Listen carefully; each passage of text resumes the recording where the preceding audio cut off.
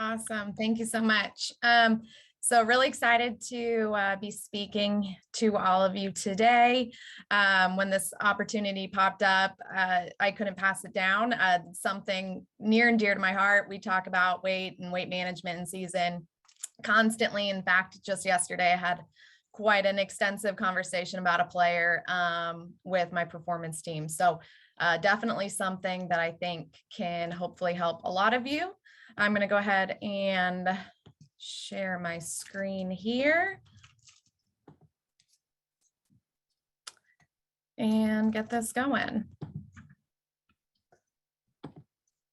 Okay. All right. So when it comes to managing weight in season, this is something I highly recommend.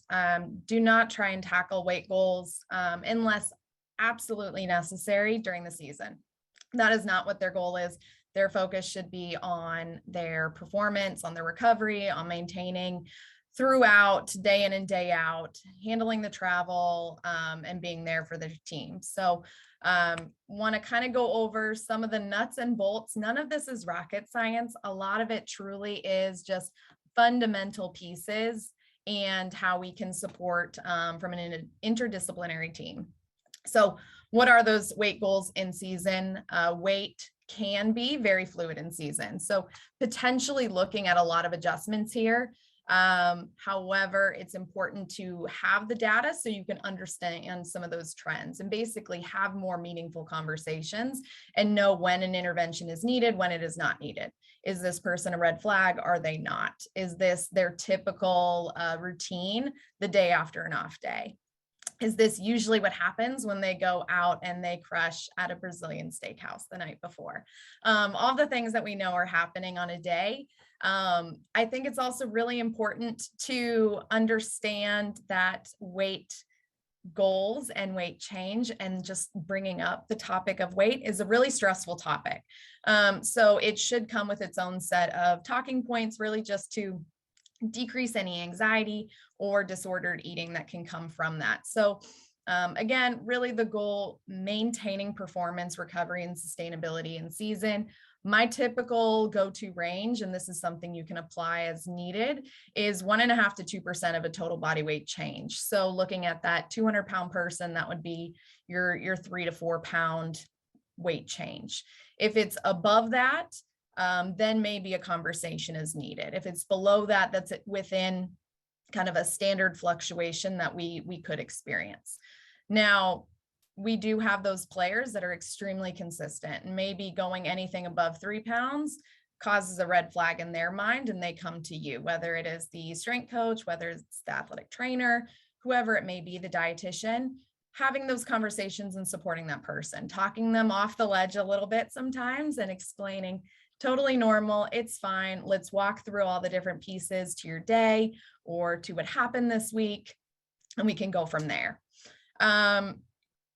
A lot of times our higher level players, older players, are a little bit more in a routine, don't see as many weight fluctuations or adjustments in season. Very commonly, you'll hear those younger players who will come to me, oh, I typically lose 15 pounds in season, or I gain a bunch of weight in season. We want to avoid that as much as possible. Anyone that has worked with me knows that anytime that someone says that, it's like kind of catches me off guard, and it's like, okay, calm down. We want to minimize that as much as we possibly can so we can focus on the things that you're actually here to do. So really focusing on more than a number. A lot of times we want to provide a number because a number creates some control around the situation. Really, we just want to minimize weight change for that individual.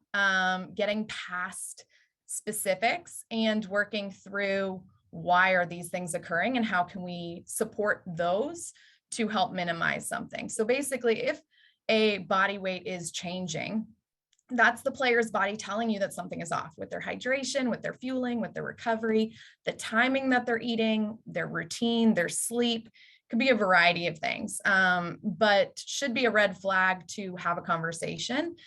Speak to your dietitian, speak to your athletic trainer, go watch them on the field, understanding what they're actually going through on a day-to-day before making any assumptions.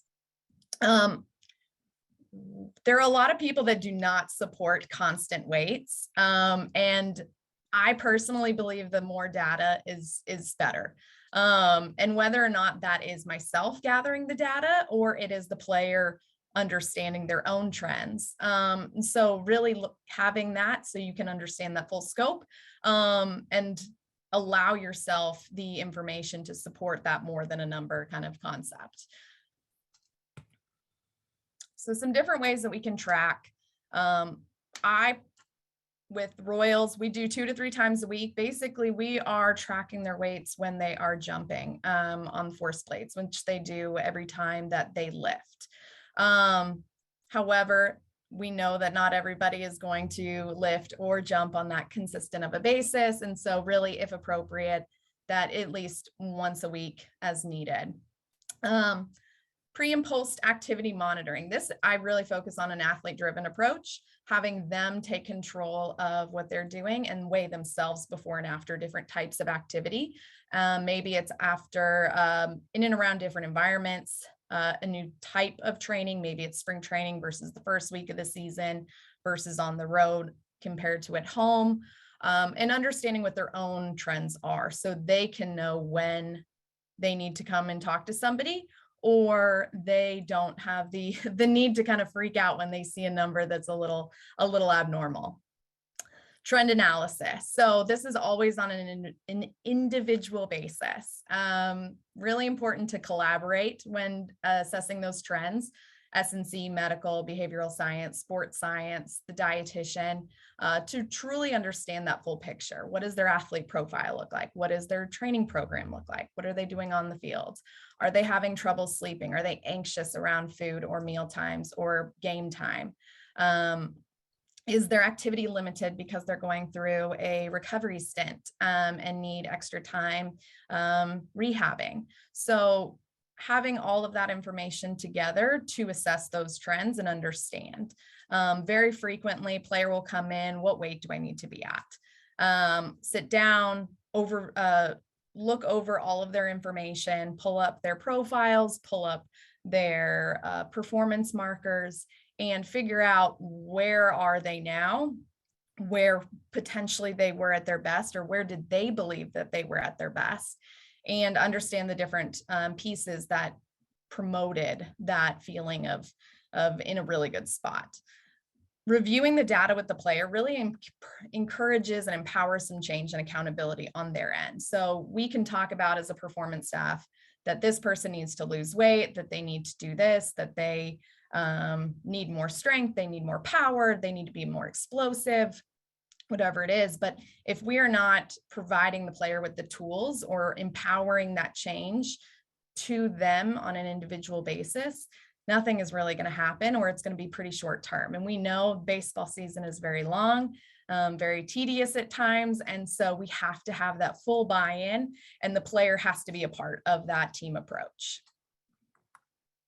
So some things that can cause some acute changes: hydration status. We know they're overhydrated, dehydrated, they've had too much salt in their diet, they're holding on to a little bit more water, they just came off of a long plane ride. These things can have an effect on that. When are you weighing the individual? When are they taking their weights? The schedule, day game, night game, can be a big one, probably one of the more obvious. Off days and travel days. Anytime your routine is off, things are going to change, and it's really going to throw a wrench in our players. Even for ourselves as the staff, we'll notice, on an off day, maybe your hydration is off. Maybe you ended up sleeping in and skipped a meal. All of these things can have a huge impact on how you're going to weigh in or feel that next day. Your fueling habits, how often are you eating? How big of meals are you eating? What's the composition of those meals? Any 20% days, I know I mentioned the Brazilian steakhouse earlier, but if it's high fatty foods, it's late night eating, desserts, which I'm a huge fan of myself, fitting those in and understanding how those are going to impact things. And then home versus road accessibility. So especially with our younger players, they really struggle on the road, and making sure that they are prepared and plan in advance for that, or understand that that can be an impact to some of those acute changes. So when it comes to interventions and applications, a little bit of a pathway here. Basically, we want to seek to understand. We want to get all the information that we possibly can, asking a lot of questions, kind of covering all of our bases. This I would highly recommend to involve multiple different departments. With that, then kind of take a step back and prioritize those easy wins. What are things that are going to be really simple to either adjust or change, work through, and provide as a starting point to that player? Then we're going to fill in any gaps that may be missing. So maybe our easy win was we're going to try not to have a milkshake with our breakfast, which was something that actually has come through the pipeline for me. We're going to take that out. Easy thing. But then when we go to fill our gaps, we understand that we need to adjust our pregame fueling routine and our in-game hydration. With that, our team approach, not every single one of us can be everywhere at any given time, even though I know we will try. So it's important to make sure that the team knows, hey, can you please keep an eye on this? Can you remind them to do this? Please pass out a fluid for them every inning. And then from that, frequent check-ins and plan restructure. No one plan is going to be the end all be all. So you have to constantly adjust and make those changes as needed, whether it is difference in their training plans, whether it's a starter versus a non-starter, making sure that they have those details and know that this is going to change. It's going to fluctuate on a day-to-day basis. So diving a little bit deeper into some of those fueling strategy interventions, and I will cover some of the other interventions as well. Some of the things that we're talking about when it comes to this is basically what is their current approach to their meals, to their snacks? What are they eating before they get to the field? This is a critical piece. Are they sleeping in and getting to the field, crushing a couple snacks, and then going out for early work? What does their appetite look like in and around game time? What does it look like prior to? What is their mindset around food, around talking about their weight, around the game time? And then what happens if they walk in, whether it's they didn't play well or they are just a very picky eater? They walk in, food doesn't look appealing. What are they typically going to do? Have them walk you through that just in case option. What are they grabbing? Is it a couple Uncrustables? Is it a protein shake? Is it Uber Eats? What are they doing? And then what do they think that they need to do better at? Typically, even with ourselves, if we look at something, that we need to improve upon, we typically know where we need to start. Sometimes that aligns with what I would recommend for that individual after going through and talking through their whole plan. Sometimes it does, sometimes it doesn't, and that's fine. But that can also be a really good starting point to create some buy-in and accountability for the player. So I know this specifically says the role of S&C, but this really goes for any of our performance team members. When it comes to our fueling strategies, basically acting as that consistent audience for the player approach and that buy-in, helping to educate the RD on any demands or programming for that individual player. And you may need to act as a facilitator. So very frequently in Arizona right now, we have very early lifts. Now that we're switching to a night schedule, hopefully that improves, but they're going to come in. We would love them to have breakfast, but we know that's not always the case. So our strength coaches will sometimes pass out applesauce or fruit snacks. They will ask the player, have you eaten? Have you hydrated? If necessary, they will go ahead and send them back and reset, just so they're the most prepared version of themselves. You may have to act as an in-game snack. You may have to encourage them to do those things, basically just to make fueling a little bit more actionable. When it comes to hydration management, some of the interventions, basically fluids, again, before the field, just like fueling, very critical piece. What are they doing? Are they not drinking any water until they get to the field? Are they just crushing coffee and cold brew? What does that look like at the field, in game, after the game? What kinds of fluids are they drinking? What's their frequency? Are they chugging it, or are they just taking a sip and then leaving their water bottle and completely forgetting about it?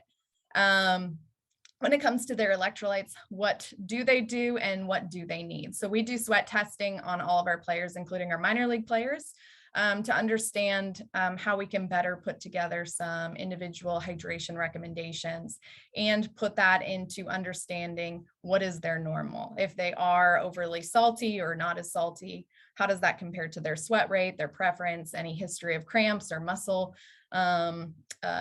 tissue tears or strains, and then problem solving for that individual person. Role of S&C, again, for all of our performance staff, really assisting in pre and post weights, possibly encouraging that. I know some of my strength coaches will have a little weight section on their program where they can write that in just to help track and understand. We do the force plates and jumps with every lift. So it's a passive way to understand what their weight is for that day. And then just providing that accessible hydration management during their lift or during activity. We know BP sometimes crushes guys, so making sure that things are accessible and communication to that RD for any adjustments that need to be. I know I always encourage, I would love ideas. I am definitely very solutions oriented. So come to me with an idea or whatever it may be, and happy to help instill that, because you guys sometimes are in many more places than I am, and you're seeing what's actually happening. And I think that needs to be addressed. And what can we do to make everybody's life a little bit easier? When it comes to our recovery options, different interventions that we can do, obviously the timing, the type, and any boost that we may need. So what are we doing pre, during, and post activity? What are we doing from a fuel, refuel standpoint or a build and rebuild standpoint? This little image here on the left, really just to kind of promote that the way we recover ourselves or the way we don't recover ourselves can either be the staircase to kind of promoting those training adaptations and feeling better every day, or it can be the downward staircase that leads to kind of feeling a little bit more sore, a little bit more overworked, overtrained over time. And we know with that long season, we want to promote as much of that positivity as we possibly can and putting ourselves in the best position. So role of the S&C or performance team, really supporting any available options that are available, providing aid and accessibility, that consistent audience to that player approach and buy-in, just like with the fueling, and communicating those needs for periodizing any training or demand. So if it's a light day, maybe they don't need as many carbohydrates. If it is a heavier day, higher volume day, they're doing a ton of extra running or extra work on the field, making sure that that is reminded to the players, because typically you guys are the ones that are out there for a lot of that, and promoting some of those things like, hey, make sure you grab an extra piece of fruit or things like that, or, it's pasta day, so crush a little bit more over there. Speaking of periodizing nutrition to the demands, I did want to bring this up because I think it just showcases that collaboration between the strength coach and the dietitian in season and even during spring training. This is the time to communicate to the RD and help them understand what the needs are so we can tailor our nutrition plans to what is actually happening on a day-to-day basis. What kind of a phase are you in? What does the schedule look like? What are they doing on and off the field as well? How are you guys adjusting your training program based off knowing how high the volumes are on the field? Basically, whenever playing competitively, the training program will dictate the nutrition program. In the off season, the training program can be dictated by the nutrition plan or whatever their goal is. If they're a weight loss, maybe we program that way to help support some of those things. Overall, just communicate with the RD. The more information we have, the better we can support the player and that team environment and create a better collaboration and communication between all of us. I know that I have a phenomenal relationship with all of my strength coaches and would not be able to do my job as effectively if I didn't have the support and communication from them. There's a lot of things that we can do from a nutrition standpoint, whether it's their total caloric needs, their macronutrients, micronutrient support, any recovery things that we can do. So the more information we have, the better. So I know a lot of the things that I went over today, it's mainly a lot of just questions, things that we can ask, things that we can dive into. Right here is just an application, a night game example, further showcasing all of the different opportunities that could potentially go awry for a player, whether it is a mealtime, whether it is fluids, whether it is electrolytes, whether it's their pre or post activity, in-game activity. There's so many different opportunities that we can prioritize to help manage that weight in season. Doing all of the things right, checking all of the bases is going to allow us to be that constant state. When things go wrong, when we're skipping meals, when we're missing our hydration, we just continue to degrade ourselves a little bit more, and missed opportunities or missed times that we can help sustain ourselves day in and day out. And this is 100% subject to change based on individual needs, plans, or game schedule. And then my last slide, I promise, because I know I'm coming to time, basically just bringing it all together. Weight management really needs to be a collaborative effort between the interdisciplinary team, where all items and impacts are discussed and prioritized. Sticking with the foundation performance nutrition strategies first, really to avoid focus on that number. How can we make sure that you're doing all the things that you need to on a day-to-day, and that should help support their weight goal. Being solutions oriented, providing any insight into any tools that can improve that. So really easy talking point with the player. This can improve your performance. This can improve your recovery. Off season is truly where we want to focus on having that more structured weight change strategy as needed. Learning those individual player trends. How are they handling things? What typically happens for them? And then always remember to consider the impact of body image and disordered eating. It is more prevalent than ever, especially in this post-COVID world. And make sure we have a plan on the best way to communicate with our athletes and with our other team members to support that and the player. So thank you so much to PBSCCS and all of my past and current team members. You guys are awesome and help me do what I need to do every single day.